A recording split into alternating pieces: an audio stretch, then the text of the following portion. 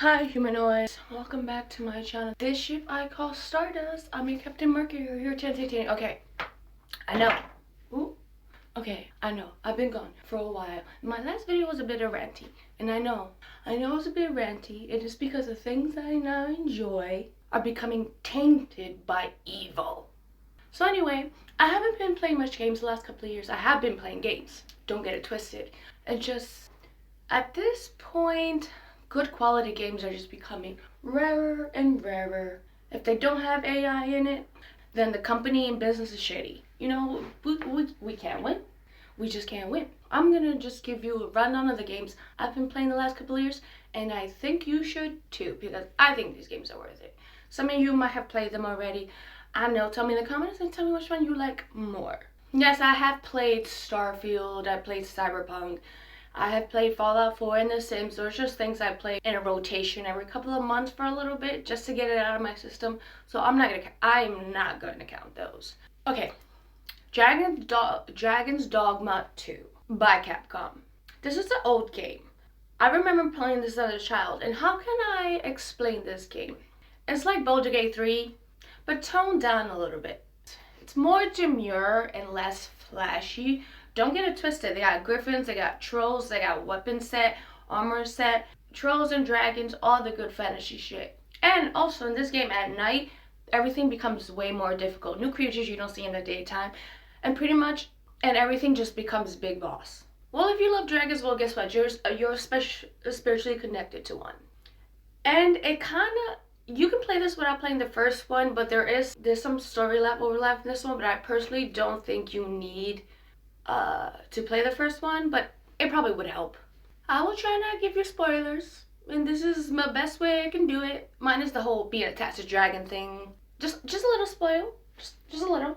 Next, does not need any introduction. Baldur's Gate 3. Baldur's Gate 3, deadass. There's a reason why I won Game of the Year award. The combat, the lore, the game mechanic, tells characters, players' decisions that actually matter. Repercussions, armor customizations, just serving cunt everywhere, all day, all night. We gotta love it, and I would love to see that as a TV show. Okay, that might be a hint. Coral Island. Okay, so me and The Sims been fighting for a little bit. Ever since they got sold. I mean, me and EA were fighting for more than a hot minute, but the fact The Sims IP was sold off and who it was sold off to goes everything against my morals and beliefs. So in that time, I've been looking for cozy games to replace Sims. Yes, I know any game can call themselves a cozy game and they're all shit. Half of them are shit. However, I did find one I kind of liked. Okay, Coral Island. Think Stardew Valley and Animal Crossing. But let's not get it twisted. It is different, okay? I know every cozy game is going to reflect those two games, but this one's different. One, it focuses on coral reef specifically and going into the ocean and actually saving your island and everything attached to it. And I'm going to spoil it just a little bit for you. You can become a fucking mermaid. A damn mermaid, and you custom your tail and your top. You have an ocean farm and an ocean house. That is my selling point to you. Yes, you could do all the natural things you do with cozy games. You can farm, have babies, get married, change your clothes, change your house, decor. I like this game, not just for the mermaid thing, of course. I enjoy the gathering the grapes, turning to juice, turning to wine, and products are time sensitive. Some things take months in game time, and that's how you make money pretty much, is your farm. You do gathering, you do fishing, excavating. Yes, you find fossils and shit like that. It's actually pretty fun. You can unlock things in your game, in your house as you go, and there's a little fantasy element like the mermaid, and you can go cave splunking. You can go splunking where you meet fantasy creatures and fight. You can actually fight in this game. Do not, though, expect in detail combat. This is not what that game is. However, but the thing that I must implore you to understand, this is a small team of an indie game. They do little patches here and there The game isn't broken at all, so those patches obviously are minor, but every big game update is 6 months or more. I know, we're so impatient, we'll die. However, give the developers some grace. Like I said, we want better games, we want creative people, and we say we need to play more indie games and fuck all these AAA. So, when a small team takes some time to give you new content, be patient. You cretins. This game, how do I explain this game? Where the Wind Meets. It's an MMORPG type game. Listen, it takes place during the 10th century, during the 5 Destiny, 10 period kingdom in China. What the? That was hard to say. The game itself is stunning. Stunning. I found out this game because some person was like, hey, you want to play this game since you're trying to find a new game to replace the Sims? I was like, sure, why don't I give it a shot? And I'm glad I fucking did. Customization, no pay to win. No pay to win. No pay to win. Smooth combat, unique weapons, building a home, sex, marriage, everything you get from an MMO. However, there's some things unique about this game, to me personally, that I love. Because I'm more of an RPG than an MMO girly, because MMOs force you to interact with people, and that's shy. I mean, you don't want to do that. The storyline tugs at your heartstrings. Unless you're evil, then maybe you'll be okay. Unless you're a sociopath, then maybe you'll be okay. And one of my favorite things, which everyone's favorite thing, player choice matters. And if you haven't noticed by now, that matters a lot to me, because that is the point of video games, to give you a personalized experience, and I will fight you on that. In this game, the online mode and offline mode are very, very similar. If you, first of all, switching between one of them, one or the other, is flawless. And you're not forced into one particular mode to get any benefits from it, which is kind of why I hate MMOs, because they force you to socialize. Yeah, there might be some forced social interactions. That's why I really like this game. Yes, there's things that focus on team participation, but it's not a requirement to get the best out of everything. It's not required to truly enjoy it. Yes, if you're a social butterfly, you would love this game. If you're trying MMOs, just being the same type of fantasy space type of MMO, and you want something a little bit more culture, then you should see this game. But 2 more things. It is free, no catch. All you have to do is pay for like office and costumes, and that's when I don't care about microtransactions. There's nothing game breaking. And it started on mobile. Yes, I talk shit about mobile games.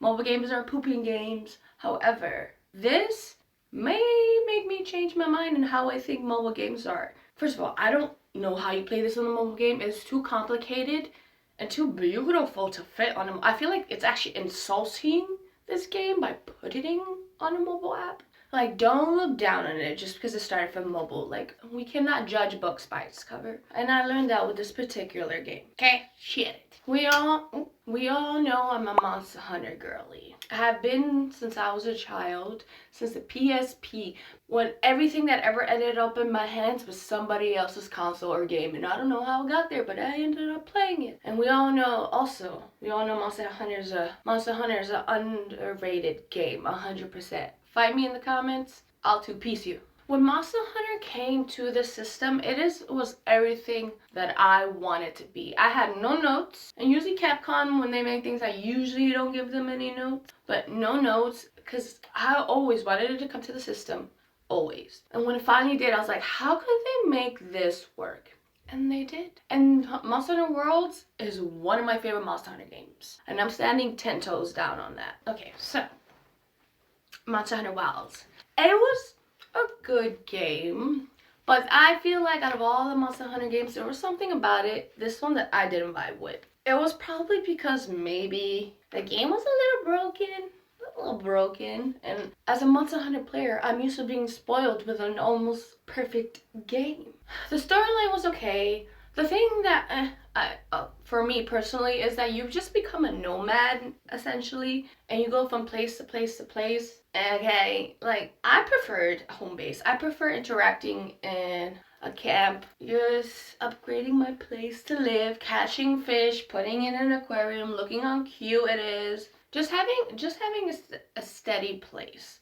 I still love this franchise. I will fight on the hill for this franchise. Doesn't just change anything. And I feel like, considering I've been playing Monster Hunter since I was like 10, 11, maybe 12, I'm an expert. And I know for a fact that this is not normal. This is not common. All these little bugs and issues but I still love this franchise. And I'm standing 10 toes down. And I can't wait for the next game so we can kind of just Dynasty Warriors Empires by Tio Temiko. Okay, this is very, very, very niche. Remember when I said that games just kind of found their way into my house from like siblings or siblings' friends? Well, here's kind of one of those. So Dynasty Warriors and Dynasty Warrior Empires are two different things. But let's go with what they have in common first. It's a Japanese hack and slash inspired game, but it's more than that, okay? It's way more than that. It's inspired by China's Three Kingdoms. Okay, I'm noticing a theme here in the games that I'm playing. The whole goal is to take over China. I'm not even joking. But it's not like, ooh, I'm just gonna grab this little land. There's planning involved. You set the battlefields with strategies that helps you take land of your neighbor, and you actually combat and fight and like I said, put strategies and traps around, and that helps you win. And you can also fall into enemy traps, so hack slash, But this part is where it gets difficult. It requires you to make complex choices on how you build your kingdom. In charge of negotiation, diplomacy, food, money, shipments, training, getting or killing generals, human affairs, military affairs, all the good shit. And it's not easy because it's a turn-based system in that part of the game. Maybe one day you're focused on diplomacy to get an ally of another kingdom, so they want to attack you, you won't attack them. If you get attacked, they defend you. Then the next day you put money towards your crops so you can make money. You can build a little village and it'll give you more crops for your people. But that's the thing. One day you might focus on the military, next is your people, the other day recruiting, and then you get attacked. And you have to defend. You have to defend yourself, obviously. You're not taking my kingdom, bitch. So you do that. You have spent days accumulating your soldiers, accumulating your general soldiers. So you defend. You put your little traps, you're fine. Okay? You go back. The next couple of days, you're trying to regain everything you lost, food-wise, money-wise, military-wise, all that shit. You get attacked again, and again, and again, and again. And you had time to replenish any of that shit. So, if you like fighting strategy, well, Dynasty Warriors is for you. And the difference between Empires and Dynasty Warriors is more focused on the Three Kingdoms and the actual people involved in warriors and like Blue Boo, people like that, who are actually real people from the past. This one, I'm just gonna say two words: Little Misfortune. My lovely bones in video game form. And here's an honorable mention. You're gonna notice a theme here. Okay, I got it all on the list on my tablet. Mouthwatch, A Man of the Adventure, Bad Parenting, Fears of Fathom, Order 13, The Insanity, Quarantine Zone, Mortuary Assistant, Iron Lung, The Lightkeeper, Little Nightmare series, No, I Am Not a Human, Who's at the Door, Resident Evil Requiem, and Silent Hill F. Yeah, don't ever expect me to play these. I watch those type of games. I didn't play those games. You would have to, because I will literally be in, you can't get me to play those games, because as soon as I'm in the game, I'm going to go to the corner, face it, do nothing else. I don't care. You could super chat me up. It's not happening. So we're off the table.